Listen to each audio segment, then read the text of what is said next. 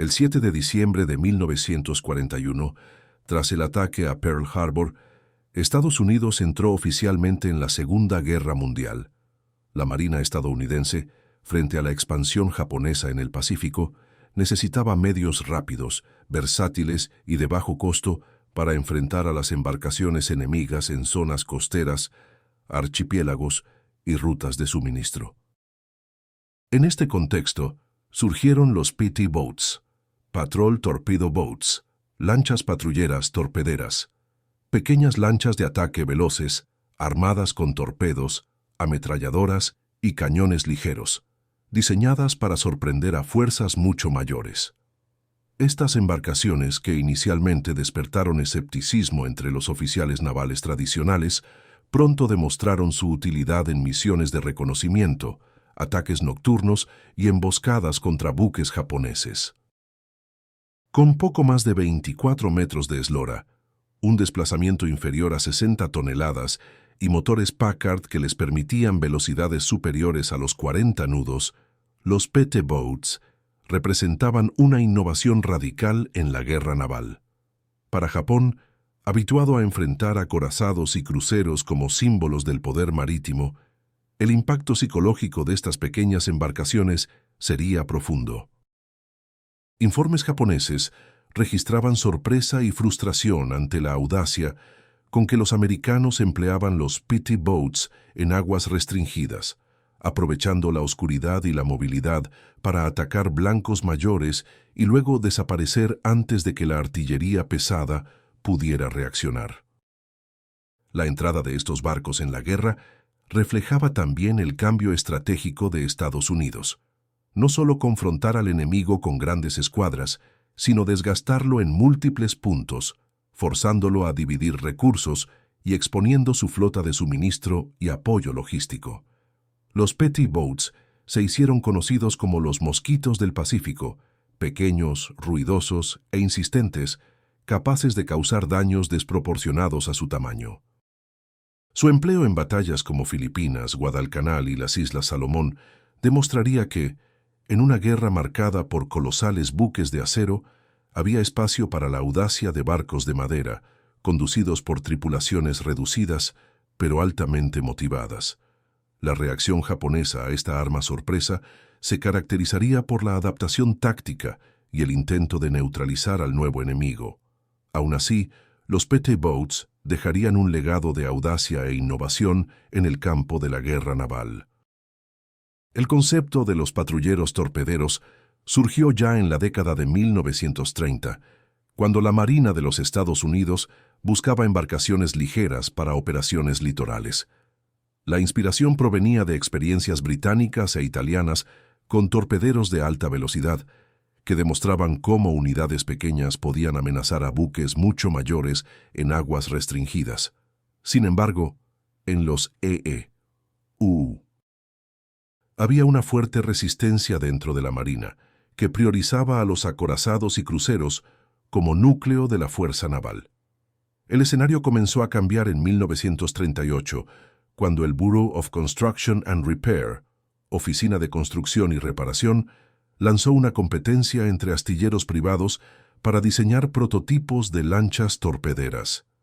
Entre los principales involucrados estaban la ELCO, Electric Launch Company, la Higgins Industries y la Hawkins Yacht Corporation. El gobierno invirtió en pruebas comparativas, evaluando velocidad, maniobrabilidad, resistencia estructural y capacidad de combate. El modelo ganador fue desarrollado por ELCO, con sede en Bayonne, Nueva Jersey. Utilizando el casco de un barco de recreo inglés adaptado, la empresa construyó la base para lo que se convertiría en la famosa clase PT-20. Posteriormente, las mejoras constantes llevaron a los modelos más utilizados durante la guerra, la clase PT-103, ELCO, y la clase PT-71, Higgins. El corazón de estas embarcaciones eran los motores Packard 1P12 a gasolina, con una potencia de 1.200 caballos cada uno, instalados en triple conjunto. Este sistema permitía velocidades superiores a 70 km/h, un rendimiento impresionante para la época, especialmente considerando que eran embarcaciones armadas con 4 torpedos de 533 milímetros, cañones antiaéreos y ametralladoras pesadas Browning calibre .50. A pesar de ser construidos en madera, generalmente caoba, los petty boats estaban pensados para ataques relámpago. Se aproximaban en relativo silencio durante la noche, lanzaban torpedos y se retiraban rápidamente. Esta doctrina recordaba a la de los submarinos de superficie, pero con la ventaja de la velocidad y una menor detección visual. En los primeros meses después de Pearl Harbor, la Marina de los EEUU aún no había empleado los petty boats a gran escala. Estaban en fase de ajustes, sufriendo críticas por fallos en los torpedos Mark VIII, que a menudo no explotaban al impacto o seguían trayectorias erráticas. Aún así, el alto mando reconoció que estas pequeñas embarcaciones podrían ser cruciales en áreas como Filipinas y las Islas Salomón, donde aguas someras y estrechas limitaban el uso de grandes buques. Lo que parecía un experimento de guerra pronto se convertiría en una realidad aterrorizante para los japoneses. En menos de un año, los petty boats ya operaban en el frente del Pacífico, listos para poner en práctica la doctrina de la sorpresa y la velocidad. En diciembre de 1941, con el ataque japonés a Pearl Harbor y la invasión de Filipinas, los petty boats tuvieron su primera oportunidad real de combate. La Motor Torpedo Boat Squadron 3, tercer escuadrón de lanchas torpederas, comandada por el teniente John D. Bulkley, estaba estacionada en la bahía de Manila, con 6 embarcaciones tipo Elco de 77 pies. Estas pequeñas unidades fueron lanzadas rápidamente a la acción para retrasar el avance japonés. Filipinas era un terreno estratégico, un archipiélago extenso, repleto de aguas someras, canales y bahías, condiciones ideales para la operación de los petty boats.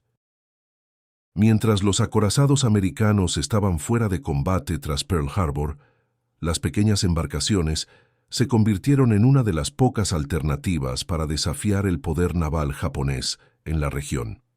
Los petty boats del escuadrón de Bulkley llevaron a cabo misiones de patrulla, transporte y ataque nocturno contra embarcaciones de suministro japonesas.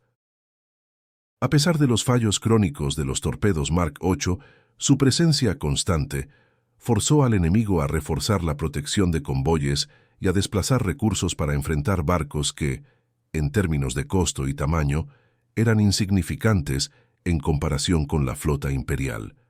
El episodio más notable de esta fase ocurrió en marzo de 1942, cuando Bulkley recibió órdenes directas del general Douglas MacArthur.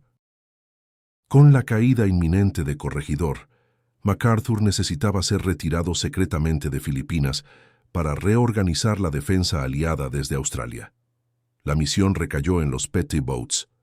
En la noche del 11 de marzo de 1942, bajo riesgo constante de patrullas aéreas y navales japonesas, 4 embarcaciones del escuadrón transportaron a MacArthur, su familia y parte de su Estado Mayor en una fuga dramática. A pesar de tormentas y ataques aéreos, los barcos consiguieron cruzar 900 kilómetros hasta Mindanao, donde MacArthur embarcó en un avión rumbo a Australia. Este hecho, ampliamente divulgado por la prensa, transformó a los petty boats en un símbolo de resistencia y coraje. El propio MacArthur declaró posteriormente: «Bulkley, me has sacado de las fauces de la muerte y nunca lo olvidaré». El impacto psicológico fue significativo.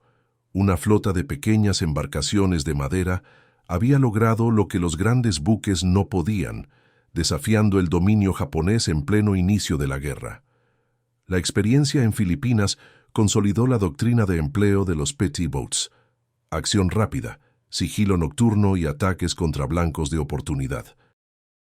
En los meses siguientes, estas unidades serían enviadas en mayor número a las campañas de las Islas Salomón, donde enfrentarían directamente a la Marina Imperial en intensos combates. En agosto de 1942, Estados Unidos inició la campaña de Guadalcanal, la primera gran ofensiva aliada contra Japón en el Pacífico. La isla, ubicada en las Salomón Orientales, poseía una importancia estratégica decisiva. El campo de aviación de Henderson Field, capaz de proyectar poder aéreo sobre rutas marítimas vitales. Para los japoneses, mantenerla era esencial. Para los americanos, conquistarla era el primer paso para revertir la marea de la guerra. En este teatro de operaciones, los PT Boats entraron en acción de forma intensa. El llamado Tokyo Express, como los aliados apodaron a las misiones de reabastecimiento y refuerzo japonesas, conducidas por destructores veloces durante la noche, se convirtió en el blanco principal de las pequeñas lanchas torpederas. Operando desde bases improvisadas en Tulagi y más tarde en otros puntos de las Salomón, las unidades de PT Boats salían en patrulla nocturna, emboscando columnas de destructores japoneses que intentaban desembarcar tropas y suministros. A pesar de las limitaciones técnicas, torpedos poco fiables y radares aún inexistentes en muchos barcos, los PTs crearon una amenaza constante. Los relatos japoneses describen la frustración ante estos ataques inesperados.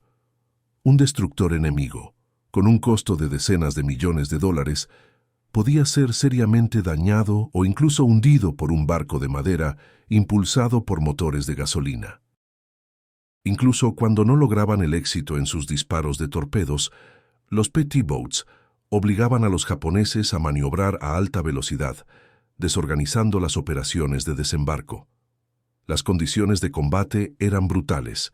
Las tripulaciones enfrentaban noches oscuras, lluvias tropicales, calor intenso y la amenaza constante de la aviación enemiga al amanecer.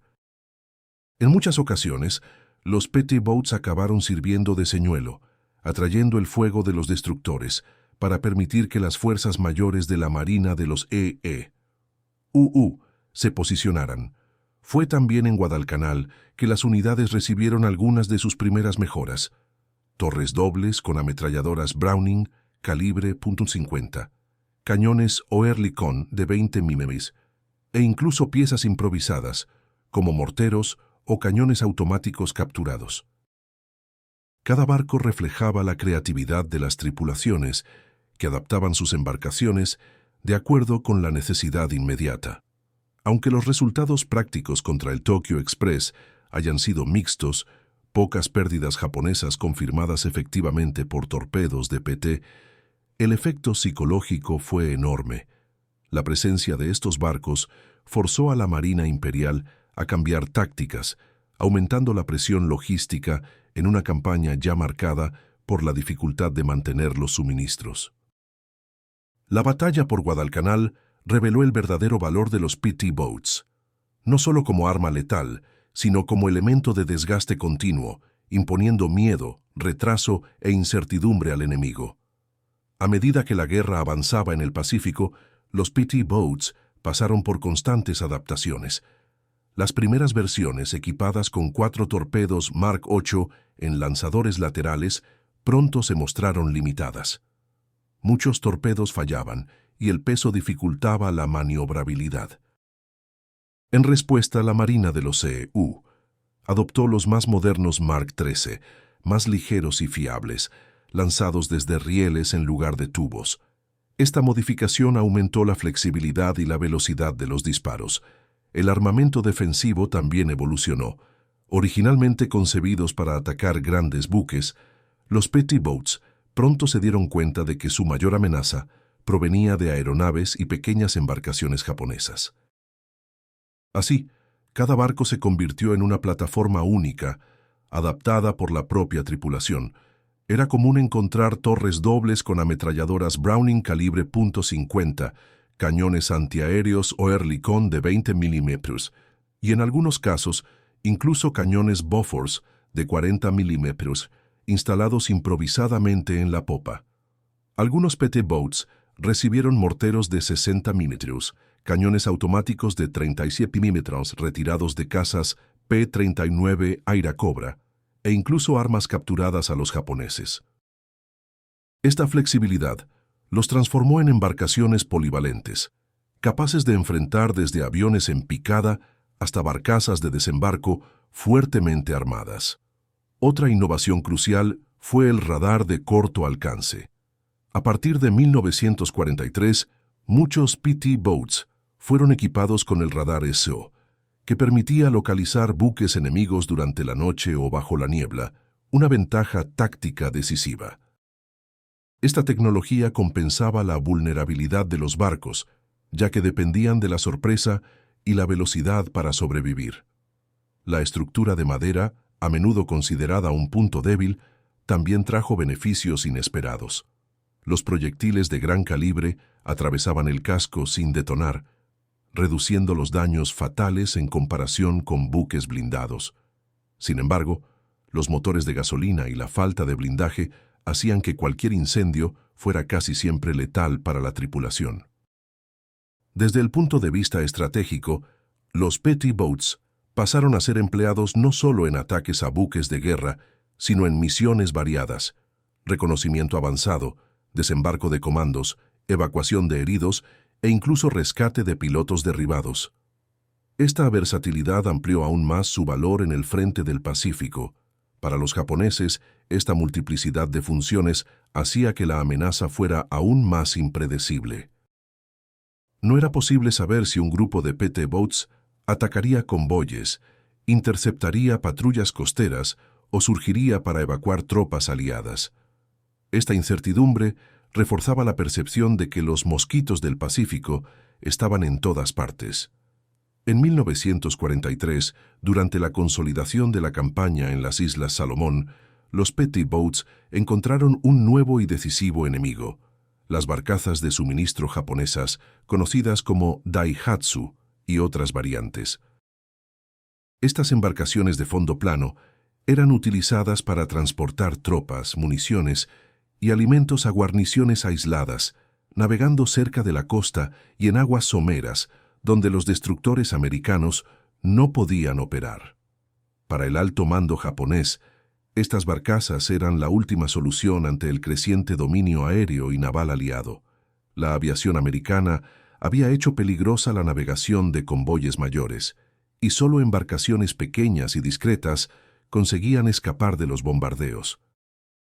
Fue justamente en este escenario que los petty boats se convirtieron en la principal arma de interdicción. Operando en patrullas nocturnas, los escuadrones de PT localizaban columnas de barcazas y realizaban ataques por sorpresa. A diferencia de los destructores rápidos del Tokyo Express, las barcazas eran lentas y vulnerables, pero estaban fuertemente armadas con cañones de 25 mm y ametralladoras pesadas. Así el combate se transformaba en tiroteos violentos a corta distancia, en los que la velocidad y la potencia de fuego de los PTs eran puestas a prueba al límite. Informes americanos registran noches en las que decenas de barcazas fueron incendiadas, explotando con municiones a bordo, iluminando las aguas oscuras con destellos visibles a kilómetros. En otros casos, las lanchas torpederas sufrieron serios daños bajo el fuego concentrado, probando que incluso embarcaciones de madera aparentemente simples podían infligir bajas significativas. Para aumentar la eficacia contra este tipo de blanco, muchas tripulaciones de petty boats reforzaron el armamento de a bordo con cañones automáticos de 37 mm y 40 mm, abriendo fuego directo contra las barcazas en ataques rasantes. El empleo de torpedos, pensado inicialmente para grandes buques, era menos útil en este papel. La prioridad pasó a ser la artillería de tiro rápido. La presión constante sobre las rutas costeras forzó a los japoneses a limitar aún más el reabastecimiento de sus guarniciones en la Salomón. Las tropas comenzaron a sufrir por falta de munición, combustible y alimentos, contribuyendo directamente al desgaste y eventual colapso de la resistencia nipona en varias islas. Los petty boats demostraron en este punto de la guerra su real función estratégica. No solo cazadores de buques mayores, sino un instrumento de guerra de desgaste, capaz de cortar las venas logísticas japonesas y aislar a sus fuerzas en islas cada vez más indefendibles. En la madrugada del 2 de agosto de 1943, ocurrió el episodio más célebre de la historia de los PT Boats, el naufragio del PT-109, comandado por el joven teniente John Fitzgerald Kennedy, futuro presidente de los Estados Unidos. El barco hacía parte del Motor Torpedo Boat Squadron 2, operando en las aguas cercanas a la isla de Kolombangara, en las Salomón, en patrullas contra el tráfico nocturno japonés. Aquella noche, 15 PT Boats fueron enviados para interceptar destructores enemigos que componían el Tokyo Express. Kennedy y su tripulación, compuesta por 12 hombres, esperaban en la oscuridad con los motores reducidos para evitar la detección. Sin embargo, poco después de las 2 de la mañana, el destructor japonés Amagiri, que desplazaba más de 2.000 toneladas, emergió súbitamente de la oscuridad. En una fracción de segundos, el Amagiri colisionó con el PT-109 a toda velocidad. La proa del destructor partió el barco americano por la mitad, incendiando los tanques de gasolina y lanzando a la tripulación al mar. 2 marineros murieron en el impacto inmediato. Los demás sobrevivieron agarrándose a los restos. Kennedy demostró un notable liderazgo en el desastre. Nadando horas entre los supervivientes, ayudó al marinero Patrick McMahon, gravemente quemado, arrastrándolo con un cabo sujeto a los dientes mientras se desplazaba hasta una pequeña isla deshabitada. En los días siguientes, los tripulantes resistieron con escasos cocos y agua de lluvia hasta que consiguieron contacto con guerrilleros de las Islas Salomón que transmitieron la posición al comando americano. Tras una semana, Kennedy y sus hombres fueron rescatados.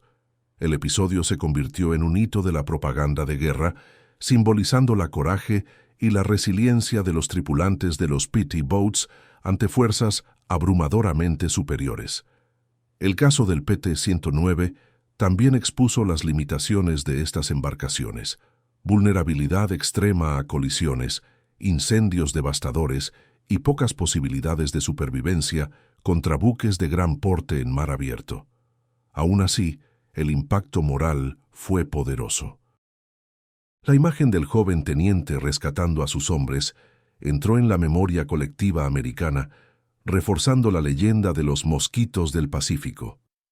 Para los japoneses, episodios como ese mostraban que, aunque frágiles, los PT Boats eran enemigos persistentes, capaces de regresar noche tras noche, causando bajas logísticas y psicológicas.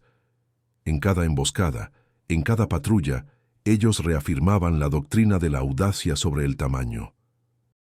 Con el avance aliado por el Pacífico en 1943 y 1944, los PT Boats ampliaron su papel mucho más allá de los ataques a buques. Su velocidad, bajo calado y capacidad de operar en aguas someras los hicieron ideales para misiones especiales de reconocimiento e infiltración. En varias campañas, estos barcos fueron usados para desembarcar fuerzas de reconocimiento anfibio y unidades de comando en islas ocupadas por los japoneses. Bajo la cobertura de la oscuridad, se aproximaban silenciosamente a la costa, dejaban a pequeños grupos de marines o exploradores y se retiraban antes de que las patrullas enemigas se percataran. Estas misiones eran arriesgadas, pero fundamentales para recopilar información sobre defensas costeras, posiciones de artillería y condiciones para futuras invasiones. Otra función crucial fue el rescate de pilotos derribados.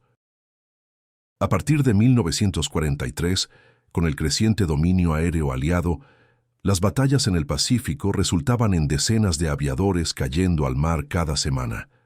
Los PT Boats, rápidos y capaces de navegar donde los destructores no podían, se convirtieron en la línea de frente en la recuperación de estos hombres. Informes de la Marina registran cientos de pilotos salvados, muchos de ellos recuperados a pocos kilómetros de posiciones japonesas. También desempeñaron un papel vital en operaciones de abastecimiento y evacuación. Cuando unidades avanzadas de marines y comandos quedaban aisladas, los PT Boats transportaban munición, alimentos e incluso evacuaban heridos bajo fuego enemigo. En áreas como Nueva Guinea y las Filipinas, sirvieron como enlace esencial entre pequeñas guarniciones y la flota principal. Estas nuevas atribuciones fueron posibles gracias a la constante adaptación de las tripulaciones. Los torpedos fueron, en muchos casos, sustituidos por combustible extra, cargas médicas o armamento adicional. El barco dejaba de ser solo un cazador nocturno de buques para convertirse en una herramienta versátil de guerra irregular, llenando lagunas logísticas y tácticas que las grandes embarcaciones no podían suplir. Para los japoneses, esto aumentaba aún más la sensación de ubicuidad de los PT Boats. No era solo el riesgo de perder destructores o barcazas durante la noche. Ahora, estos barcos aparecían en misiones inesperadas, rescatando hombres, insertando comandos y desgastando sus defensas costeras de maneras impredecibles. El impacto psicológico se intensificaba. Cada ruido de motor en las aguas oscuras podía significar un ataque sorpresa, una emboscada o una operación secreta conducida por los pequeños mosquitos del Pacífico. En 1944, con la ofensiva aliada alcanzando su auge, los PT Boats volvieron a las aguas de Filipinas, escenario de su primera campaña. Ahora, en vez de unos pocos barcos aislados y vulnerables, cientos de unidades estaban distribuidas en diversos escuadrones, apoyando la gran operación de retorno del general Douglas MacArthur. La reconquista comenzó con el desembarco en Leyte, en octubre de 1944. Los PT Boats tuvieron un papel esencial en proteger las playas, realizar patrullas nocturnas e interceptar embarcaciones japonesas que intentaran reforzar sus guarniciones. Su actuación fue tan relevante que bases enteras fueron construidas para albergar escuadrones completos en islas estratégicas, garantizando presencia constante en las rutas marítimas. En esta campaña, los PT Boats operaron en conjunto con la poderosa flota americana. Mientras portaaviones, acorazados y cruceros libraban las grandes batallas navales, las pequeñas lanchas torpederas asumían la tarea de bloquear pasajes estrechos, emboscar convoyes e impedir desembarcos enemigos. Un ejemplo notable ocurrió en el estrecho de Surigao, durante la batalla del Golfo de Leyte. Escuadrones de PT Boats fueron los primeros en detectar la aproximación de la fuerza japonesa comandada por el vicealmirante Nishimura. En esa ocasión, los PTs lanzaron ataques de torpedo contra acorazados y cruceros enemigos. Aunque pocos disparos hayan alcanzado los blancos, la presión inicial obligó a los japoneses a maniobrar y dispersar su formación, facilitando la emboscada que sería concluida por la línea de acorazados americanos. El episodio mostró cómo, incluso sin causar destrucción directa, los pequeños barcos cumplían un papel estratégico de desorganizar y atrasar maniobras del enemigo. Además de los ataques convencionales, los PT Boats en Filipinas también reforzaron su papel como interceptores logísticos. Las barcazas japonesas que intentaban abastecer guarniciones aisladas fueron blancos constantes. Muchas de estas embarcaciones eran destruidas por la noche en confrontaciones cortas, pero devastadoras, que dejaban a cientos de soldados enemigos muertos o acorralados en playas sin suministros. El propio MacArthur destacó la importancia de estas unidades. En informes oficiales, reconoció que los PT Boats habían sido los ojos y las garras de la ofensiva, garantizando que el enemigo no pudiera mover tropas libremente entre las islas. La presencia masiva de estas embarcaciones en Filipinas consolidó definitivamente su reputación. Los japoneses que en 1941 habían sido sorprendidos por media docena de barcos frágiles, ahora enfrentaban una verdadera red de patrullas rápidas, capaces de atacar en cualquier punto del archipiélago. En 1945, la guerra en el Pacífico entró en su fase final con las invasiones de Iwo Jima y Okinawa, operaciones decisivas para abrir camino a Japón. Los PT Boats, ya ampliamente diseminados, desempeñaron papeles fundamentales en estas batallas, actuando en misiones que variaban de la patrulla nocturna al apoyo directo a los desembarcos. En Iwo Jima, iniciada en febrero, los PT Boats sirvieron como unidades de bloqueo, patrullando alrededor de la isla para impedir cualquier intento de refuerzo japonés. Aunque la Marina Imperial ya estaba severamente debilitada, existía siempre el riesgo de que embarcaciones rápidas o submarinos intentaran romper el cerco. Además, los PTs fueron empleados para rescatar marines heridos que habían sido arrastrados por la corriente durante los desembarcos, función que reforzó su importancia como embarcaciones de apoyo inmediato. En Okinawa, la mayor batalla naval del Pacífico, la función de los PT Boats fue aún más diversificada.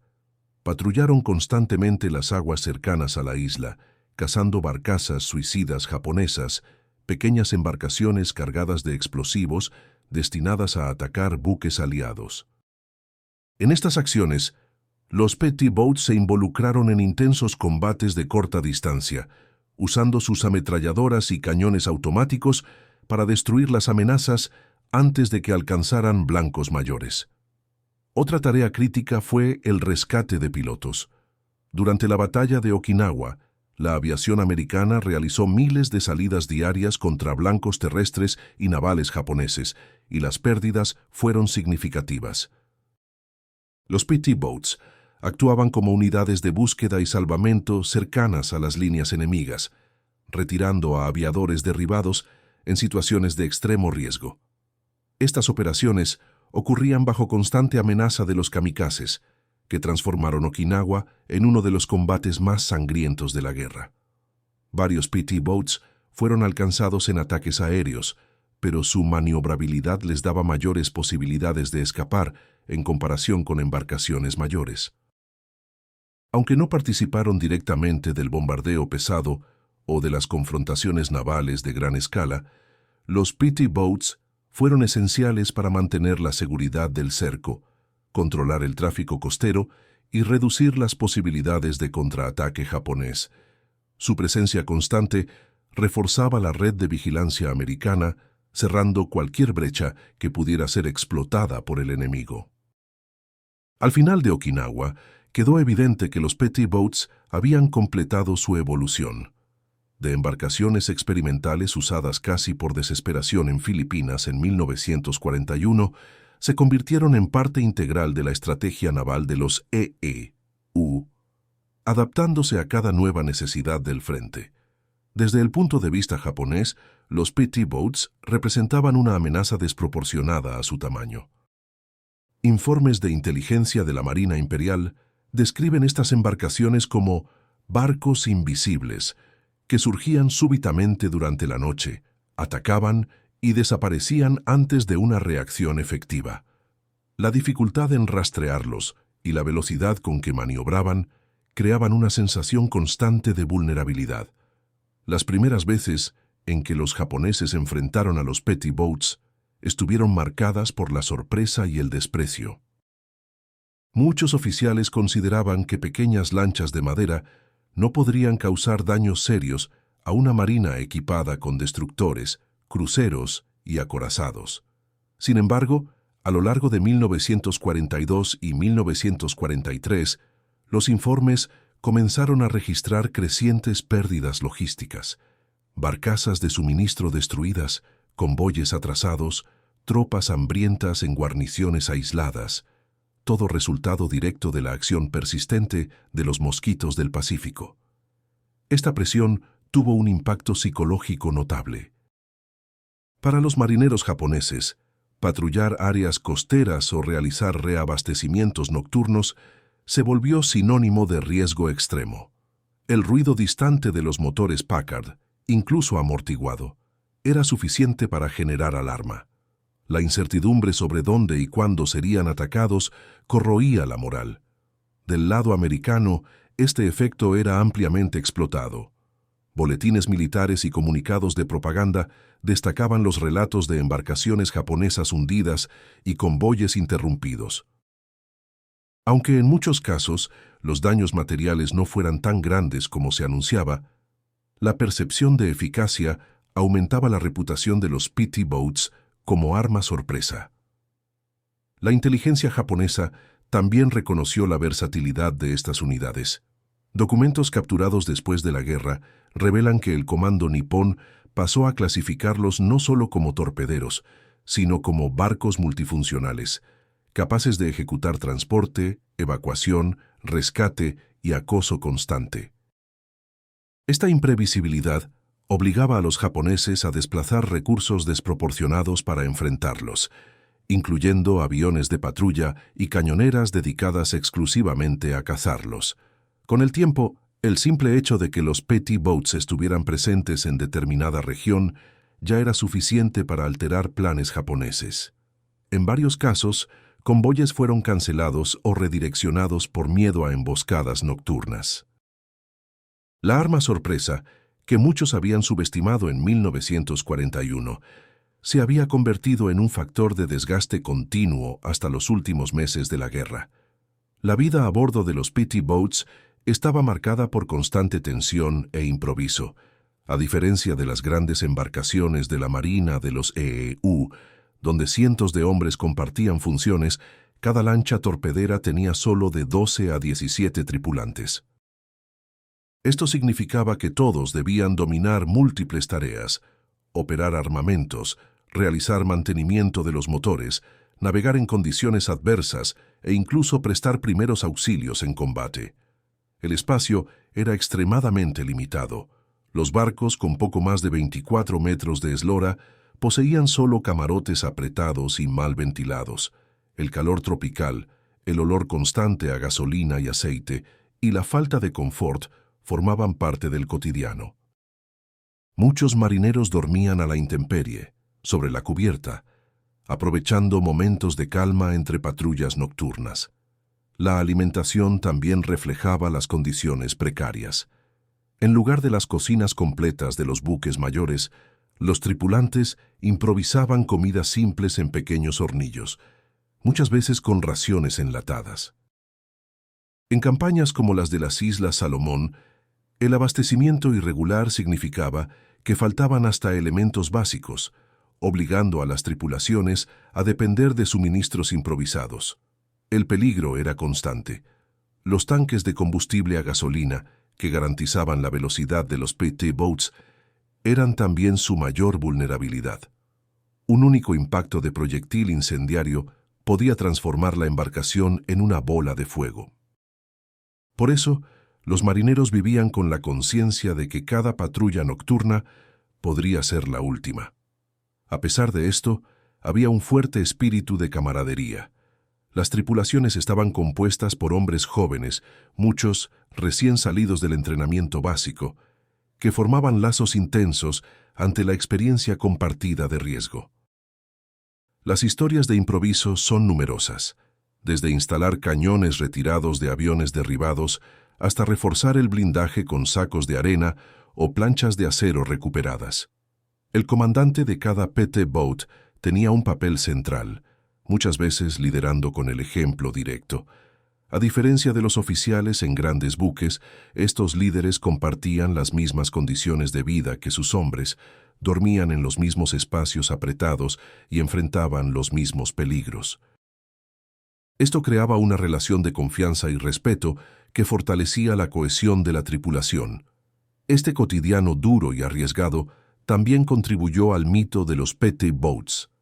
La imagen de los marineros jóvenes, enfrentando destructores y cruceros en barcos de madera frágiles, se convirtió en símbolo de audacia y resiliencia, tanto para los americanos como para los japoneses que los enfrentaron. Con el avance de las fuerzas aliadas en 1945 y la aproximación al territorio japonés, los petty boats continuaron desempeñando funciones relevantes, pero su utilidad en combates directos contra grandes buques disminuyó. La flota imperial ya estaba seriamente debilitada, y la superioridad aérea americana reducía drásticamente la movilización enemiga en mar abierto. En esta fase, los petty boats fueron usados principalmente para patrullas costeras, intercepción de pequeñas embarcaciones japonesas y rescate de pilotos derribados. También participaron en operaciones de apoyo a fuerzas de reconocimiento en las proximidades de las islas japonesas, navegando en aguas extremadamente peligrosas y bajo constante vigilancia aérea enemiga. Un papel destacado ocurrió durante los últimos meses de la guerra en Filipinas, donde los petty boats ayudaron a cortar las últimas líneas de suministro de las guarniciones japonesas. En varias ocasiones, emboscaron convoyes de pequeñas barcazas, destruyendo cargamentos vitales de alimentos y municiones. Esta estrategia contribuyó a aislar a miles de soldados japoneses, que permanecerían acorralados hasta la rendición final. A pesar del declive del enemigo, los riesgos seguían siendo elevados. Las amenazas de ataques kamikaze y de embarcaciones suicidas japonesas cargadas de explosivos exigían constante vigilancia. Los petty boats, por su velocidad y movilidad, a menudo fueron la primera línea de defensa contra estas unidades, destruyéndolas antes de que alcanzaran buques mayores. Con la rendición de Japón el 15 de agosto de 1945, la trayectoria de los petty boats en la Segunda Guerra llegaba a su fin. A lo largo del conflicto, más de 500 barcos fueron construidos y distribuidos por todo el Pacífico, así como en el Mediterráneo, donde también cumplieron papeles importantes. Después de la guerra, la rápida evolución tecnológica volvió a los petty boats obsoletos. El surgimiento de nuevos tipos de embarcaciones de patrulla, con cascos metálicos, motores diésel más seguros y radares avanzados, llevó a la desactivación gradual de estas unidades. Muchos fueron hundidos o desmantelados, y solo unos pocos sobrevivieron como piezas de museo. Aún así, su contribución había sido significativa. En 4 años de combate, los petty boats no solo infligieron pérdidas al enemigo, sino que probaron la importancia de la guerra asimétrica en el mar, mostrando que pequeñas fuerzas móviles podían desestabilizar a adversarios mayores y más poderosos. El legado estratégico de los petty boats superó la propia Segunda Guerra Mundial. Aunque fueran embarcaciones frágiles y de vida corta en el servicio activo, probaron que la guerra naval no dependía solo de acorazados y portaaviones, sino también de unidades rápidas, baratas y adaptables. Desde el punto de vista doctrinario, los petty boats demostraron la eficacia de la interdicción costera. Su actuación contra barcazas japonesas y convoyes de suministro mostró cómo pequeñas embarcaciones podían paralizar líneas logísticas enteras, forzando al enemigo a consumir recursos mucho mayores para mantener operaciones básicas. Esta experiencia influenció el desarrollo de lanchas patrulla, vedettes y corbetas rápidas utilizadas durante la Guerra Fría. Otro aspecto relevante fue el énfasis en la versatilidad. Originalmente concebidos como torpederos, los petty boats rápidamente se transformaron en plataformas multifuncionales, transporte de comandos, rescate de pilotos, patrulla nocturna e incluso combate contra embarcaciones suicidas. Esta capacidad de adaptación inspiró futuros proyectos de embarcaciones de operaciones especiales, como las Swift Boats, empleadas por los E.U. en la Guerra de Vietnam. El impacto psicológico tampoco fue olvidado. Los informes japoneses destacaban cómo el simple sonido de los motores Packard podía generar aprensión entre marineros y tripulaciones de convoyes.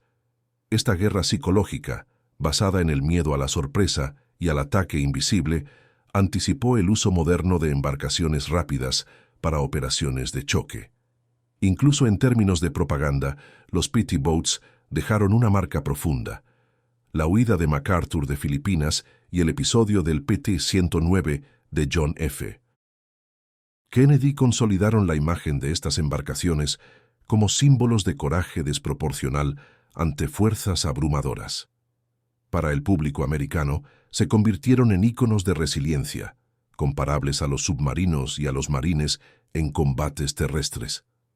Por último, la experiencia con los petty boats resaltó la importancia de la cooperación entre pequeñas unidades y fuerzas navales mayores. En batallas como Leyte y Surigao, no fueron decisivos solos, pero desempeñaron un papel esencial en detectar, retrasar y desorganizar al enemigo antes del golpe principal de la flota. Al término de la guerra, aunque la tecnología los haya vuelto rápidamente obsoletos, los petty boats dejaron una enseñanza fundamental. En el campo naval, movilidad, sorpresa y audacia pueden ser tan determinantes como blindaje y poder de fuego pesado. Al final de la Segunda Guerra Mundial, los Petty Boats habían cumplido una trayectoria singular. De embarcaciones inicialmente vistas con escepticismo, se transformaron en un elemento indispensable de la estrategia americana en el Pacífico. Su impacto no se midió solo en buques hundidos, sino principalmente en el desgaste impuesto al enemigo, en el aislamiento de guarniciones japonesas y en la incertidumbre psicológica que provocaron. Fueron llamados «mosquitos del Pacífico», y el apodo resume bien su función: pequeños, incansables y difíciles de eliminar, capaces de atacar en cualquier lugar y en cualquier momento. A lo largo de 4 años de guerra, ejecutaron misiones que iban desde patrullas y emboscadas hasta rescates heroicos, operaciones secretas y apoyo directo a desembarcos. Para los japoneses, los Petty Boats representaron un arma sorpresa que desafiaba la lógica naval tradicional. Navíos de madera impulsados por motores de gasolina sin blindaje significativo enfrentaron a destructores y cruceros con audacia. Esta experiencia forzó a la Marina Imperial a dispersar recursos y expuso la vulnerabilidad de líneas logísticas que se volvieron insostenibles. En el plano humano, estas embarcaciones forjaron historias de sacrificio y coraje, como la huida de MacArthur de Filipinas o la resistencia de la tripulación del PT-109 bajo el mando de John F. Kennedy. Esos episodios entraron en la memoria colectiva, inmortalizando a las lanchas torpederas como símbolos de la determinación americana. El legado estratégico fue igualmente relevante. Los Petty Boats anticiparon la importancia de la guerra naval irregular, influenciando el desarrollo de patrulleros rápidos, lanchas de ataque y embarcaciones especiales usadas durante toda la Guerra Fría. Demostraron que en el mar no solo el tamaño importa, sino también la capacidad de adaptación, velocidad y sorpresa. En retrospectiva, su contribución puede resumirse en 3 enseñanzas centrales. La logística es el talón de Aquiles de cualquier ejército. La guerra psicológica puede ser tan poderosa como la destrucción física, y la innovación tecnológica, aliada a la audacia, puede redefinir el equilibrio en cualquier conflicto. Así, los Petty Boats permanecieron como un capítulo singular de la historia naval. No fueron los mayores ni los más poderosos, pero probaron que, incluso en medio de una guerra dominada por gigantes de acero, había espacio para la victoria de los pequeños que osaron desafiar al enemigo.